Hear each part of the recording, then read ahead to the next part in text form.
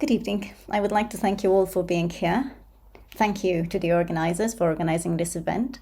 Unfortunately, today I could only record the session, but I will be able to join you on the last day of this training event for Learn to Machine Learn. My name is Vanessa Camilleri. I am from the Department of Artificial Intelligence at the University of Malta, and today I wish to discuss with you an aspect of the teaching of artificial intelligence to children, the ethics side of AI, and how this intersects with classroom teaching. So when we ask people or children about artificial intelligence, the first association is that of maybe a robot or something that is like magical. And it is so easy for young children to equate everything which Alexa says, for example, or everything which Siri says, or everything they read on their social media applications as the truth.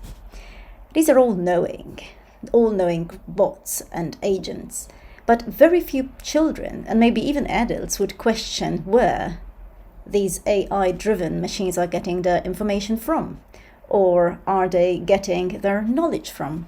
So when we have a traffic application which is also telling us whether we are going to arrive to work or school in time or late, how much can we trust it? Where is it getting this knowledge, which we don't have? Where is it getting it from? One of the key lessons which every child should learn about AI is that AI, although designed to function intelligently and independently, is still designed by a human and created with human targets in mind. Children need to understand that Alexa or Siri have been developed by a team of humans, and that as such they can be prone to the mistakes and biases that would be introduced, often unknowingly, by the humans who actually created them. Now, AI is also as good as the data it is provided with. Artificial intelligence is continuously learning, and it learns from the data it is fed. Now, if the data it is fed is biased or skewed or incorrect, then it's going to learn all the bad practices. One case example was Microsoft's AI bot, Tai, which was originally designed to interact with people online through casual and playful conversation, mostly on Twitter. However, it was designed to learn from users, from people's conversations. And people being people started feeding it anti-Semite, racist, homophobic language. What started out as a conversational AI to help people overcome isolation and loneliness hoovered all the good, the bad, and the ugly interactions. And after less than 16 hours from its launch, Tay turned into a brazen anti-Semite and had to shut down. But this is not the only case that can raise points of discussion in the classroom and everywhere else when it comes to the ethical side of AI. It is precisely because of this that children need to be aware of the bias when it comes to AI. For example, we have seen cases where in the United States, AI algorithms have been used to recommend prison sentences and parole. A recent study found out that in handing out these sentences, the AI system showed bias against black defendants, as it consistently recommended longer sentences in comparison to white counterparts for the same crime. How come? Well, think of this example. A job matching AI shortlisting candidates for CEO positions might learn to favor men simply because it was given successful CVs to learn from. And historically, there was a societal bias towards male candidates, especially in managerial positions such as CEO. Now, in a prison context, if historically we have consistent data which shows inmates having a certain race or cultural background as having carried out more serious crimes, then an AI algorithm would have little choice but follow up on the data provided. What is important to understand is that an AI is not rational. AI can learn from the data and act on it. Its level of accuracy or reliability, or better still, its trustworthiness, depend very much on the data it is fed. And if this data is skewed or biased, then AI will go wrong. Now, how much are you willing to trust your life or your job or your career or your profession or, everything that surrounds you to an artificial intelligent agent that may or may not have been designed and programmed to learn fairly or equally? So the question is this: what if the face that was recognized by AI wasn't really you? It seems that such facial recognition might not always work out. For example, darker skin tones are sometimes not recognized, and so are, for example, Asian features and characteristics. An application designed to recognize a smiling baby has repeatedly failed to recognize babies' smiles if these were Asian. So, what should students know when it comes to AI? According to the K-12 curriculum guidelines, which I have posted a link over here, there are 5 big ideas which students need to be aware of when thinking about artificial intelligence. Now, first, students need to be aware of AI perception. First of all, machines can only perceive the world through sensors. This is where they get their data from. Part of the work in AI is that of making computers see and hear all about the world around them. But what if that world had a skewed perspective? Or what if that world had a narrow vision? We can't expect the AI to learn more than the data it is fed and given. The second thing that students need to be aware of is reasoning. Machines construct representations of the world through the data they are provided with. And this is what they use to reason about complex problems and therefore provide solutions for them. So the way they reason is only as good as the data they get. Learning. AI learns from data. Machine learning is a statistical inference that finds patterns in data. For this to succeed, machines need a very large amount of data. Some data may be supplied by humans, but there are ways when machines acquire the data by themselves. What about interaction? AI needs to acquire the knowledge to interact with humans in a number of ways. Today's systems can interact in a basic way, but when it comes to language, to emotion, to communication, this is still far off the mark. We know that a 4-year-old toddler at this moment in time has a much richer interaction than the AI we are dealing with today. Societal impact. AI can be used to impact society in both positive and negative ways. As we mentioned above, there are ways where AI can be used for the good of society, but it can also be used to harm society. For example, let us take the case of driverless cars. So many accidents happen because people are not in control. Maybe they are tired, they're not paying attention to the road, all examples of human error. Introducing AI in driving would cut down on human errors, thus possibly saving lives. But then again, what happens? Think about this. When AI has to be the one deciding between who lives and who dies in a life-threatening situation.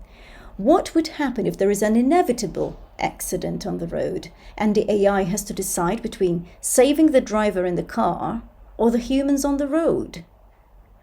And once the decision has been taken, who would be accountable for the decisions taken by the AI? These are important questions which we need children to start thinking about, to realize that AI has its implications and that it's not just magic that's happening. Now, there are plenty of resources out there that teachers can make use of when discussing the ethical side of AI. An important resource is this one here.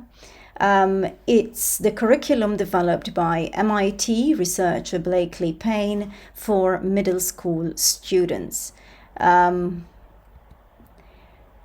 Basically, it's a whole curriculum and it is provided in a Google Docs format, so you can download it. You can also use parts of it, so not just in its entirety, but it's a great resource that teachers can make use of to start students thinking, to get students thinking that AI is not just to be taken for granted as it is, and that there are design issues to take into consideration when trusting AI. The next resource that people can make of is the Algorithm Literacy Project. It is aimed at children, and it is also aimed at adults to understand more about how algorithms work and the choices one has when accepting an algorithm's output. In reality, some people think that the choices provided by the AI have to be accepted. But there is a choice, people have a choice, and this is the Algorithm Literacy Project, which I'd like to show you here. How does the internet always seem to know what I like? Who's making these decisions for me? I am. Sorry, let me introduce myself. I'm an algorithm. I live behind the screen, and I can explain how it all works. Follow me.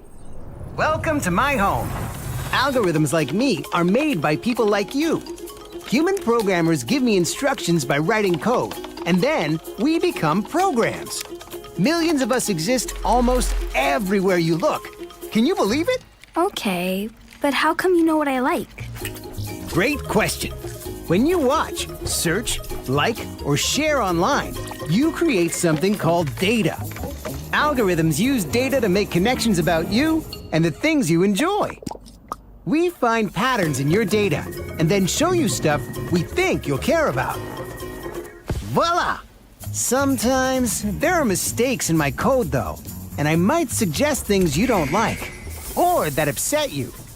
But hey, if you understand how algorithms work, you'll have the power to make your own decisions. Cool.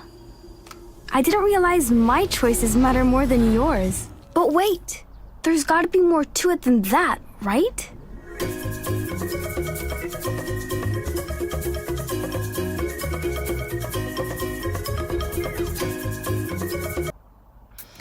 So this is just a taster. There is a great website following this video, the algorithmliteracy.org, and with plenty of activities and also reflective practices that children could go through to be able to understand more about this AI and the impact of this AI in the world surrounding us.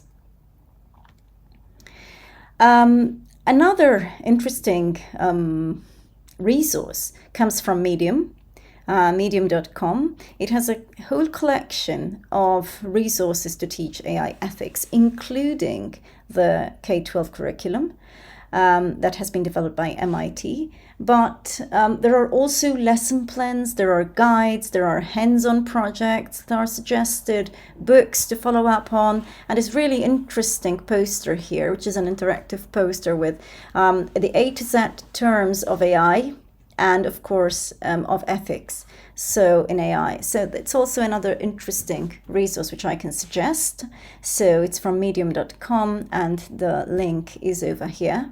We can provide these links as an additional text file to this presentation so that you might visit them at your own leisure. Right, and here there are additional resources in exploreaiethics.com. Very interesting as well because they provide resources for teachers, for students, and also for everyone basically. So for programmers, for policymakers, they're separated by tags as well, so you can find what you're looking for much more easily. And it has an extensive library of tools, of documents, of lessons and videos related to AI ethics. So, well, to conclude this very short conversation that we're having, rather presentation that we're having. We have to understand that we as teachers, we do have the possibility, and there is the probability that we might be teaching the people who will be designing future AI systems. We have to inculcate in our children from a young age, not just that AI exists, and not just the concepts underlying AI. Okay, we can teach them all about reinforcement learning, but really and truly, what does it really mean for AI, especially the application of AI in society? So we need these young children to understand that AI is also designed to assist humans, and therefore we need to be aware, to empathize with how AI can be manipulated or even used to affect humans, both positively and negatively. By making our children or the children we teach aware of the positive and negative effects of AI, we may be influencing future AI architects to design systems to overcome the negative effects and design more for good. Thank you.